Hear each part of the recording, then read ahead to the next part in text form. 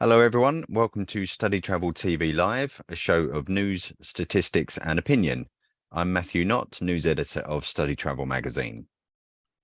Hello everyone, I'm Nicola Hancock, editor of StudyTravel Magazine. Before we get started, for the best viewing experience, please put the call-in side-by-side speaker view. You'll see an icon in the top right-hand corner where you can select the view. We are delighted to welcome you all today to this episode of StudyTravel TV Live.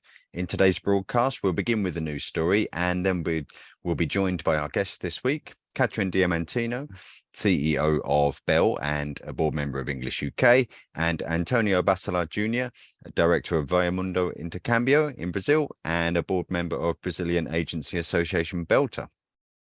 If you have any questions for the presenters or guest speakers or comments on any of the stories today, please do post them in the chat box below and we will read them out at the end. A big thank you to the sponsor of this episode, Londonist. Okay, let's take a look at our first story. The Tourism Alliance in the UK, an umbrella organisation that includes English UK and the British Educational Travel Association, or BETA, has renewed calls for a group travel scheme for European students following the release of surveys of tour operators across Europe, which showed a large decrease in business. The concerns follow the UK's end of the List of Travellers scheme for European groups in October 2021, meaning that all individuals must have a passport to enter the UK.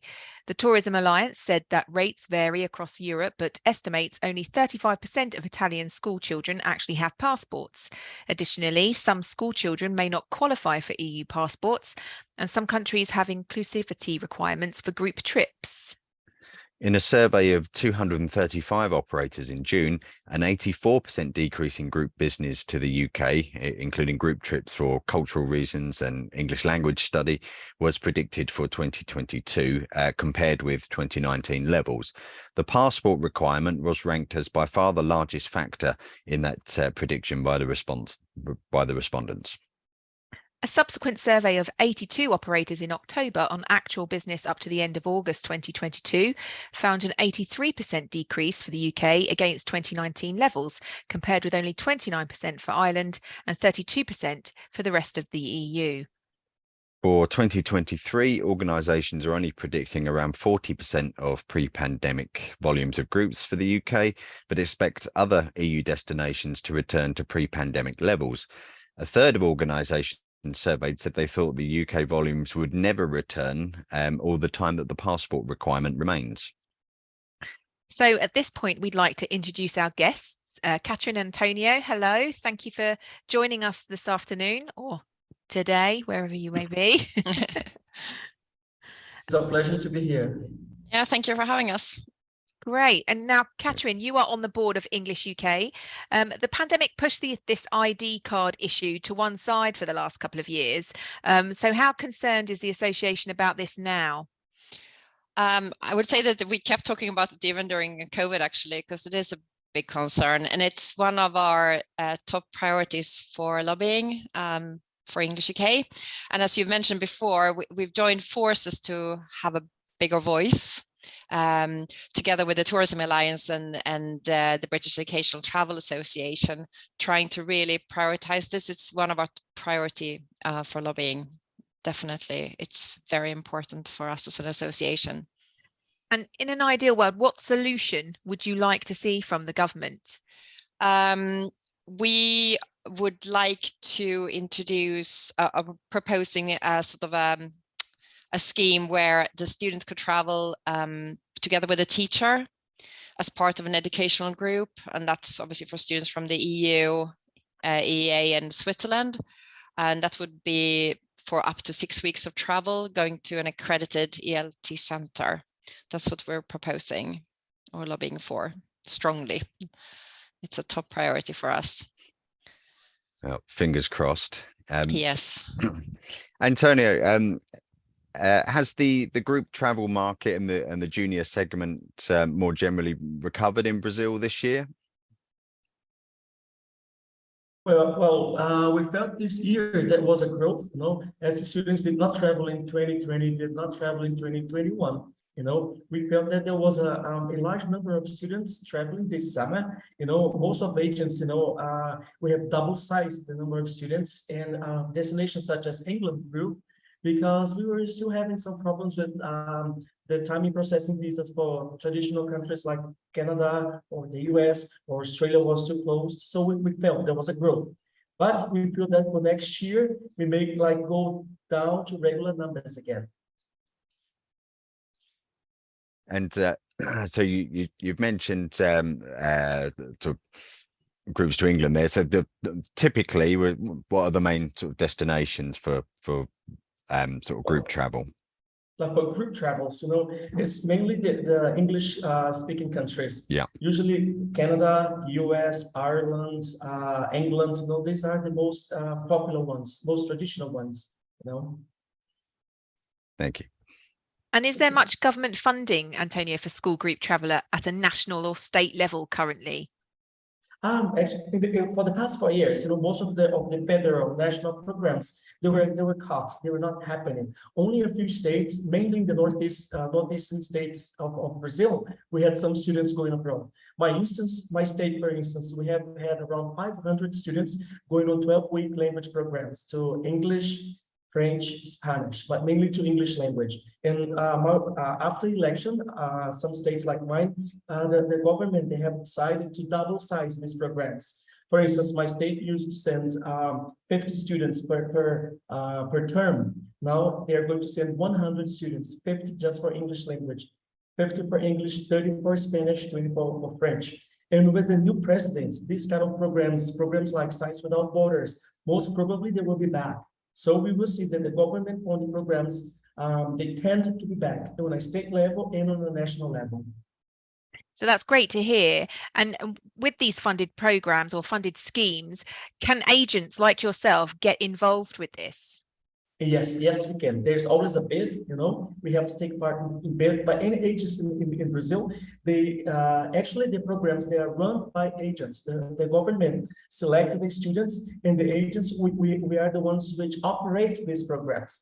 Regarding enrolling at the schools, tickets, visas, and passport, everything is done by agencies. The government only selected the group of students which are going to go, but the whole operations scheme, it's done by agencies. Very good news there. Okay. Okay, let's move on to our next story. And we're going to go to Ireland now, where the government has launched a consultation on the country's long-awaited international education mark, which will be awarded to English language and higher education providers accepting non-EU students on student visas. A suite of documents, including codes of practices, have been released for comment. The code for English language providers covers areas including premises, operational management, program design, support and services, marketing and recruitment, and fees and refunds. In relation to agents, the draft code stipulates that schools must have written agreements with partners and that these contracts must incorporate the agent's agreement with the London Statement of Principles for the Ethical Recruitment of International Students by Education Agents and Consultants. The international education mark was first suggested back in 2014, following the closure of a number of colleges in Ireland. Since then, an interim list of eligible programmes has been in place as a temporary measure. The IEM is scheduled to be operational from early 2023. The government said that the IEM would ensure a high quality experience for international students. ELT Association Marketing English in Ireland said it welcomed the next stage of the consultation and was encouraged with the progress made to date. So, Antonio, are you familiar with the London Statement? Yes, BELTA agencies, we have had discussions about that. We actually think it's going to level up the number, the quality of agencies and the quality of students as well. Great. And for those of our viewers that might not be aware of what the London Statement is, it is more or less a rewording of the FELCA Code of Practice, which was written in 2003. And as such, FELCA members, such as BELTA, will have already committed to a very similar charter. Brazil is a huge market for English language schools in Ireland, by far the largest in terms of student weeks.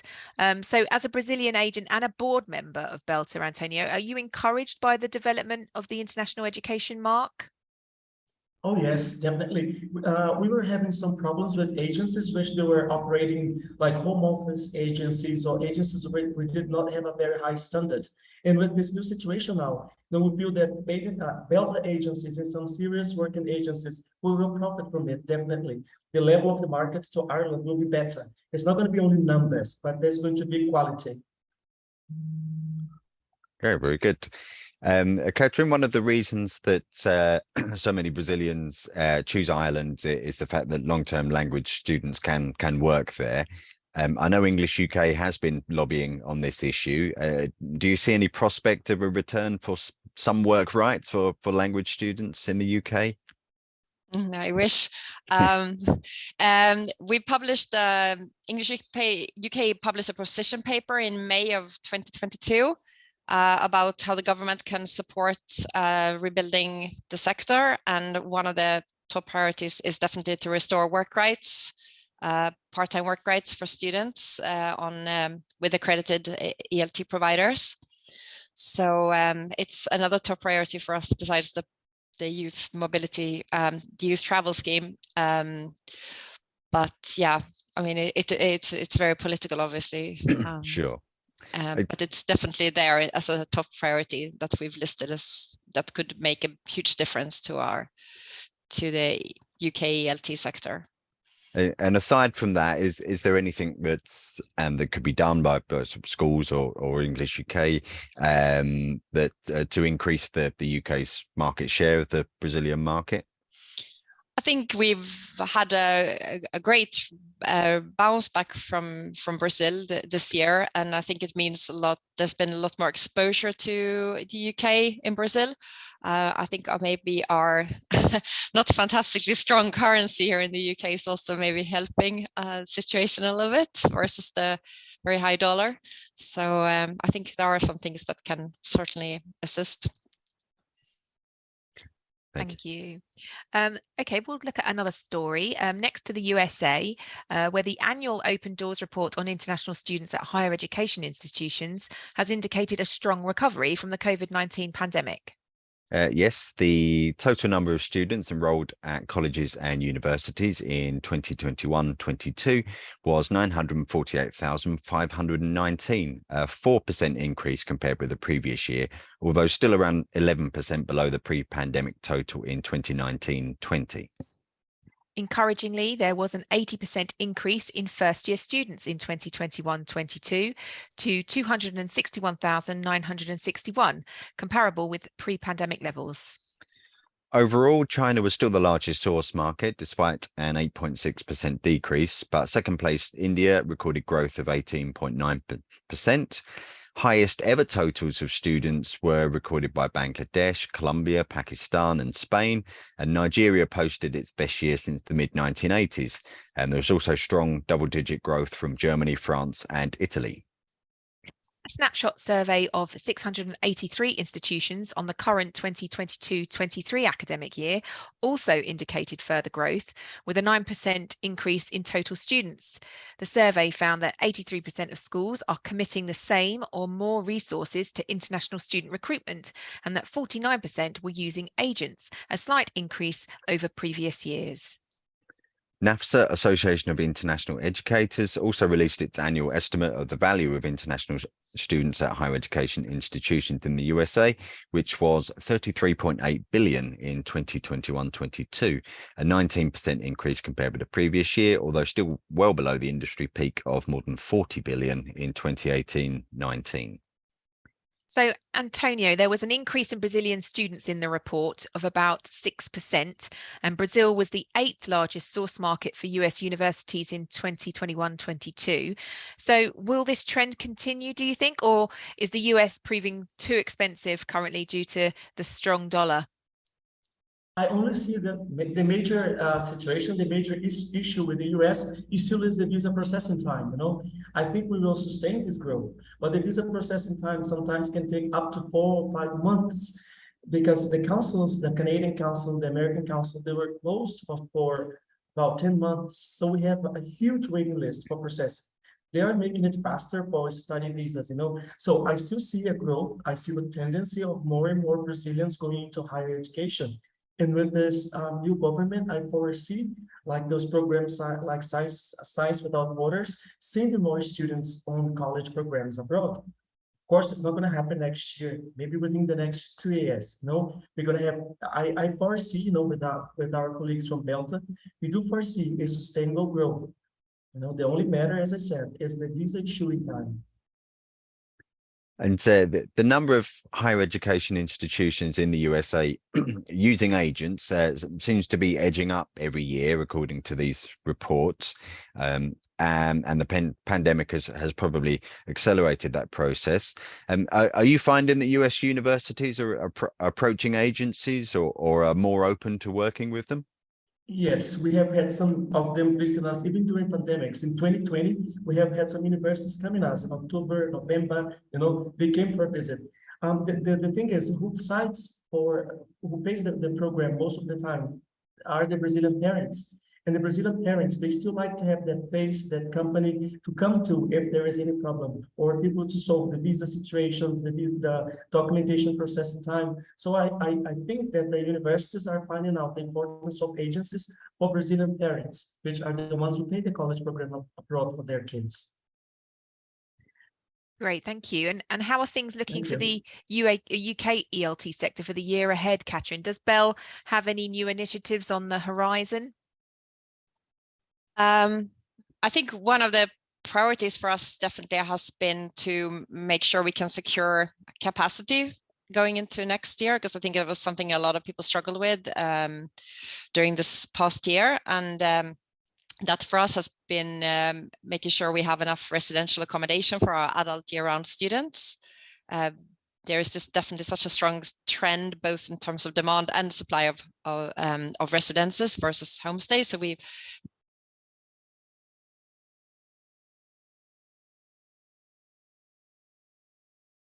lost your sound.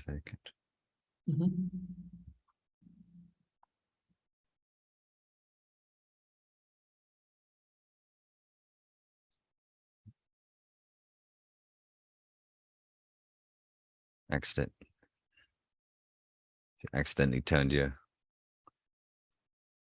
unplugged, maybe, as your headphones come out of the.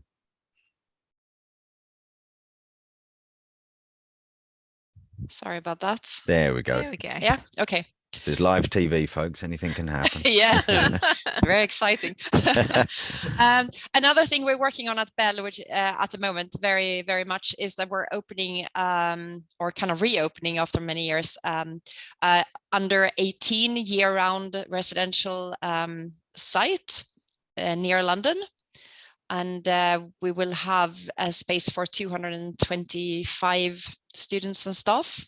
And we're opening our doors now in January for our first Winter Explorer program. So this has been a real exciting development for us, because the demand for under 18 year-round groups is actually really good for us. And we have a long tradition of that. So being able to provide a residential option outside of summer throughout the whole academic year is not easy to find. And but we're sort of secure that site. So that's we're opening on the 8th of January, fully booked, with a lot of students from Latin America, of course, who are on summer holidays. Yeah, excellent. And Antonio, how are things generally in Brazil? Which products and destinations are looking popular for 2023? Yeah, if we keep the same trend, England will grow. As I said, due to visa issues in the US and the pound becoming a little bit lower, we have had students going on boarding school, language school, and college or university programs to the US, to the UK. So if it keeps the trend, we will see a growth to the United Kingdom. We have had some demands for Australia and New Zealand, like people is aware now that they are reopening again. Yeah. But I think they will have to work harder in order to make more investments in coming to Latin America, coming to Brazil for promotional visit, for international study abroad fairs, you know. They'll have to work harder because England has gained some space. Canada, yeah, England has indeed gained some space, you know. And as usual for high school programs, I see Canada really coming up faster and faster, more sustainable. We have had the US open quite fast for the high school program, but due to some visa issues or number of host families, not host families available, some communities were still short in the US. Canada reopened slowly but more organized. So we see like a steady growth for high school programs through Canada. And you also offer inbound programs, I believe, right? Indeed. Yeah. Indeed. So how's the promotion of Brazil as a study destination going? I actually, BELTA, we just reopened study in Brazil, which is our inbound branch. You know, we foresee students coming for. We have some agencies. It's not big business yet. It's recovering very slow. You know, but we have had some demand for college in Brazil, language program in Brazil, high school in Brazil. I do believe that the language program will restore faster than the high school program and the college programs. You know, like students coming on vacation program or like 2 or 3 months studying Portuguese plus, you know, Portuguese plus gastronomy, Portuguese plus ethnic tourism, or Portuguese plus social studies, you know. So those programs, we have had some demands from the US, especially from college students in the US. And from Europe, we have had some demands already from Belgium, from Germany, from Italy. Italy, it is surprising us at this very moment, you know, in Europe. Very so good. we do expect, you know, that we do have lots of homework to do. We study in Brazil, like BELTA, we study in Brazil. We will have to do more promotions, attending fairs or workshops in Europe, North America, or within South America. Thank you. Thank you. And as this open doors data indicates, the tertiary sector was the least impacted by the pandemic. Catrin, has that prompted you to think more in higher education terms at BEL? We know that BEL has announced a new university pathway agreement earlier this year, for example. Yeah, certainly that sector is important. We do run a university foundation program here at BEL. Sometimes it's not so easy to compete with the big on campus programs, but I think there is a little space for us in the market for students who are looking for a bit more personalized, hand-holding, nurturing type of environment we can provide in language schools.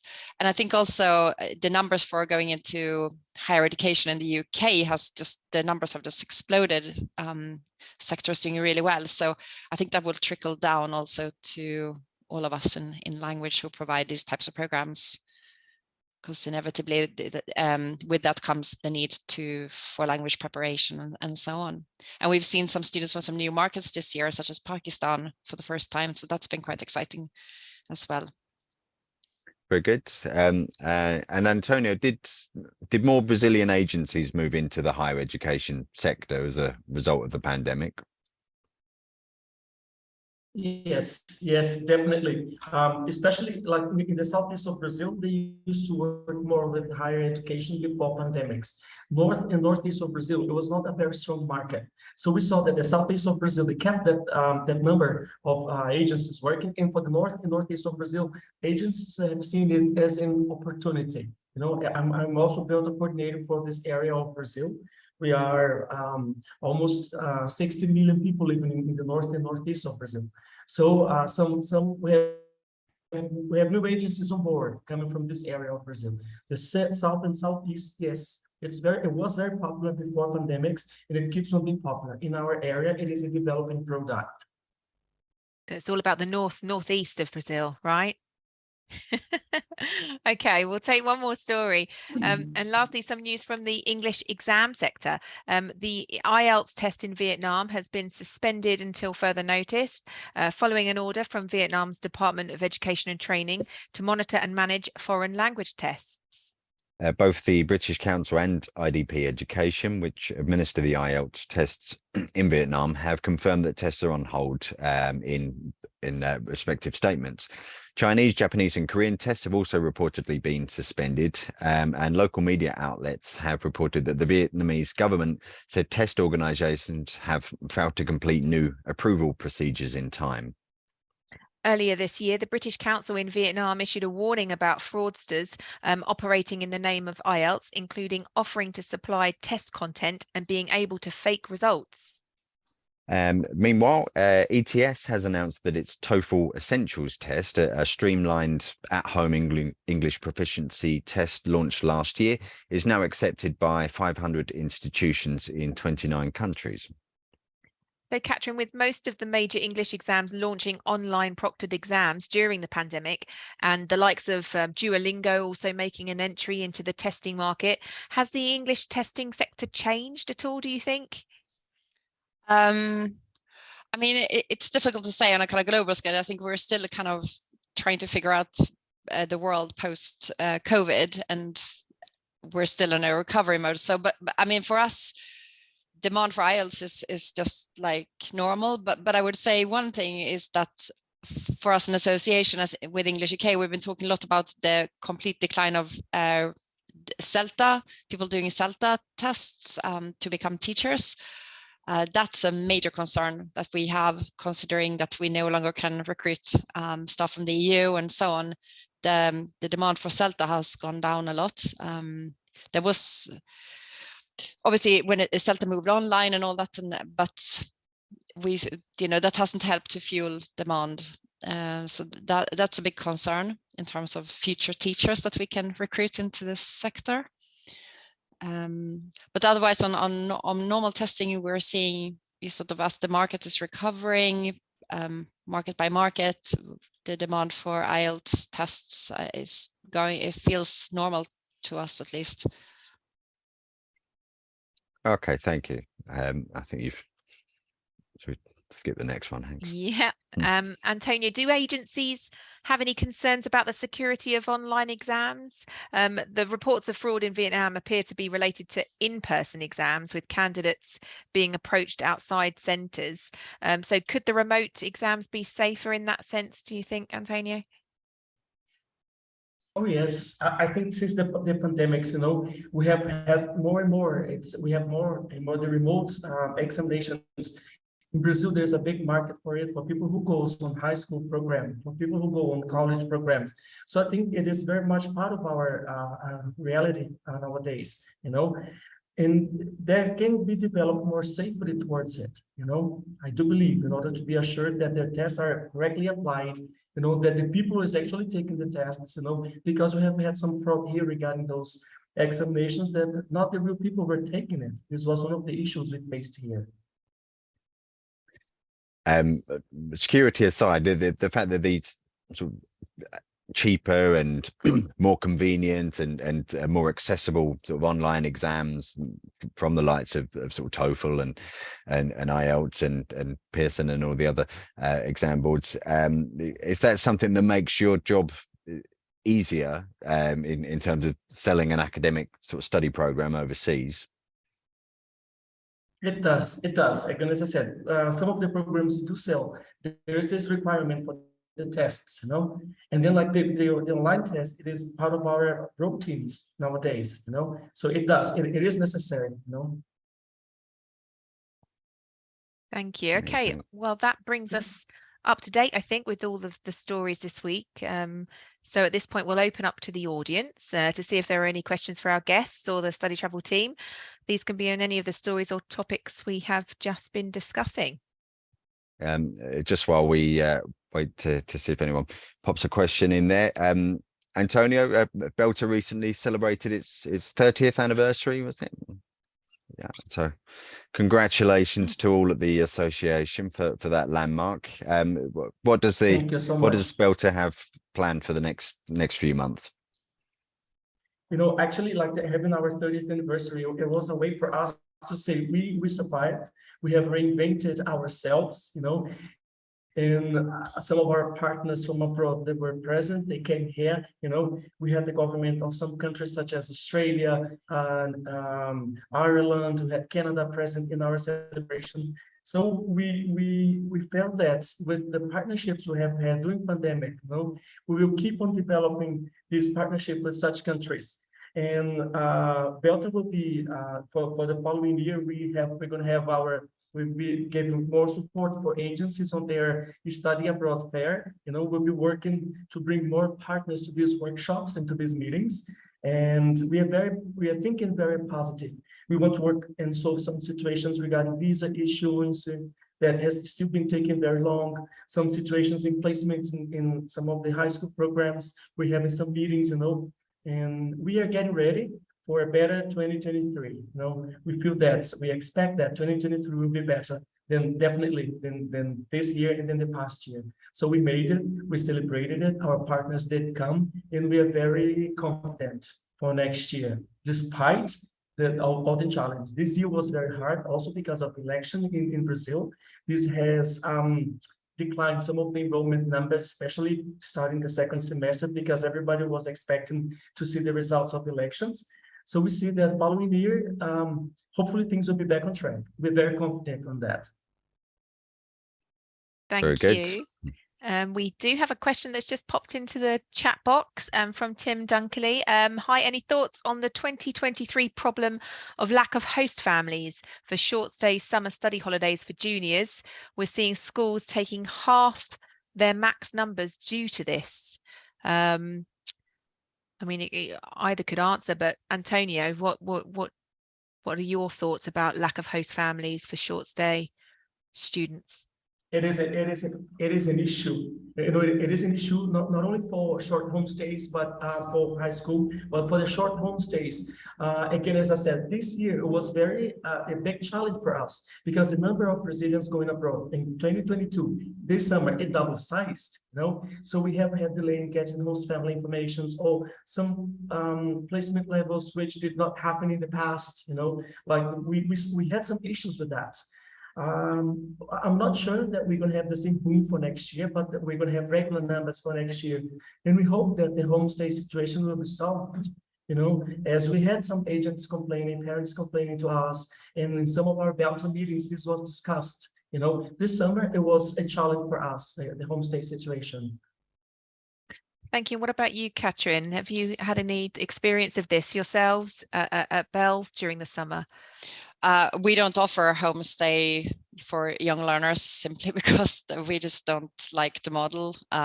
We prefer to do only residential programs for young learners. And I really feel for my colleagues who were running these programs this last summer, but because we experienced it for adults. Definitely that demand far outstripped the supply. And as I mentioned before, we're securing a residential accommodation for adults to make sure we have enough.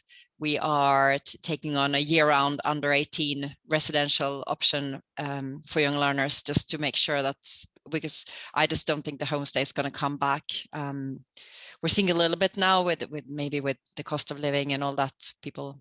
And we put our homestay prices up a lot. We have to compete with Airbnb here in Cambridge, for example, which, people don't want to interaction. You don't have to cook for the guests, etc. So that's a reality for us that in the sector, we have to compete with Airbnb. So the solution for us has been focusing more on residential accommodation and while trying to do the best we can for the young, on the homestay front. But for young learners, I would not go there. In Cambridge, it's impossible. That's definitely.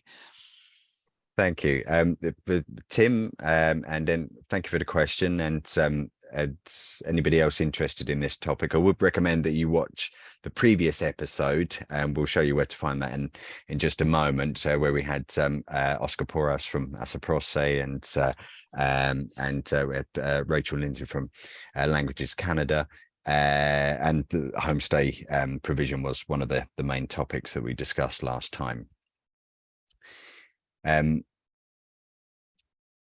just quickly, Catrin, we asked Antonio about BELTA's activities, so we'll come to you and ask about English UK. We know that Study World is returning as an in-person event next year. Any other initiatives on the horizon? Yeah, well, we're focusing a lot on training, of course, as well. As you know, there's a lot of new staff coming through into the sector. We've lost a lot of experienced people, so there's a lot of activity around training and upskilling. People within the sector. Here at Bell, we have staff at the moment going through training programs with English UK. I think that's something the association does really, really well. Yes, and Study World is back face to face in March, so that's very exciting for us. Because it's been a while since the last time, and it will be nice to meet everyone face to face again. There's all the other events. We have the AGM and the marketing conference and a lot of that. But I would say a lot of focus on training and development. We're working on we have some working groups in place looking at capacity issues, with teachers, with homestay and so on, trying to see how we can bring more people into the sector.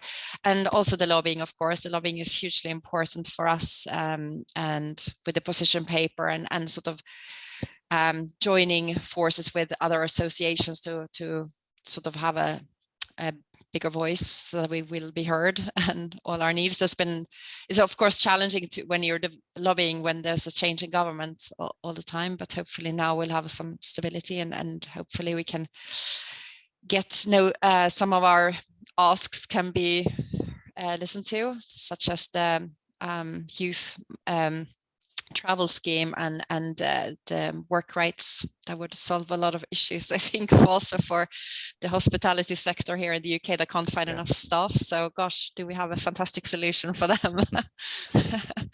But yeah, there's a lot of work going on in English UK, and I think the association has been just invaluable for its members during COVID. Absolutely. And now we're ready to just forget about COVID and look into the future and be an even stronger association.